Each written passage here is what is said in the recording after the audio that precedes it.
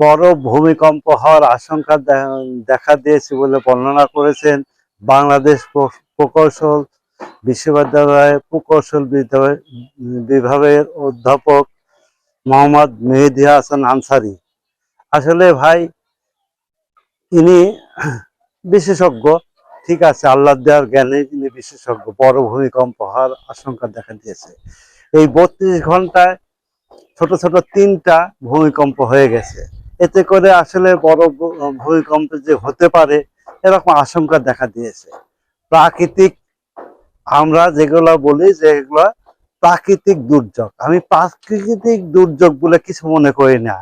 আমি আমি এটাই বলতে চাচ্ছিলাম যে আসলে এগুলা হলো পরিকল্পিত আল্লাহ সুবহানাহু ওয়া তাআলার একটা করে মেসেজ, আমাদের আমরা যাতে সংশোধন হই, আমাদের মধ্যে যেগুলা খারাপ কাজ হচ্ছে সেগুলা খারাপ কাজ যাতে থেকে আমরা বিরত হয়ে আল্লাহমুখী হই, এর জন্য একটা করে মেসেজ দেয়। তো যাই হোক, এই যে ভূমিকম্প আসার কথা আমরা চিন্তা করতেছি, এই ভূমিকম্প ইনশাল্লাহ কিচ্ছু আসবে না। আর যদি আসে কেউ ঠেকাতে পারবে না।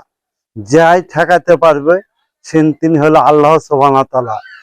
আর তার কথা চিন্তা করে আমরা যারা গোপনে পাপ করি, গোপনে পাপের সাথে জড়িত, কথায় আছে মনে চিনে মায়ে চিনে বাপ আর মনে চিনে পাপ। গোপনে পাপের সাথে যারা জড়িত আছি, এই পাপ থেকে আমরা যদি বাইর হতে পারি, আল্লাহমুখী হই, আল্লাহর কাছে তওবা করি, সাইদুল ইস্তেগফার পাঠ করে আল্লাহর কাছে ক্ষমা চাই, আল্লাহর কাছে কান্নাকাটি করি, ইনশাল্লাহ কোনো ভূমিকম্পই আসবে না। এটুকা মেসেজ দেওয়ার জন্য এই ভিডিওটি করলাম।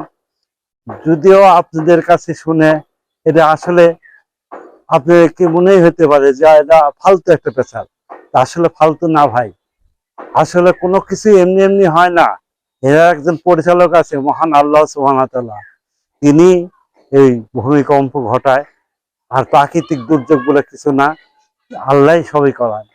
তো সকলকে সহি বুঝ দান করুক এবং সহি বুঝার তৌফিক দান করুক। আমরা নিজের জায়গা থেকে, আমাদের পাপ থেকে আমরা বিরত হব। গোপন পাপ, প্রকাশ্য পাপ, মানুষের সাথে ভ্রাতৃত্বতা বজায় রাখবো, মানুষের সাথে সদ্ব্যবহার করব। সমস্ত কার্যকলাপ আমার মহান আল্লাহ সুবহানাহু ওয়া তাআলা দেখতেছেন, এই মনে করে আমরা সেগুলা খারাপ কাজ থেকে বিরত থাকব, এই আশা ব্যক্ত রেখে এই সংক্ষিপ্ত ভিডিও এখানে শেষ করছি।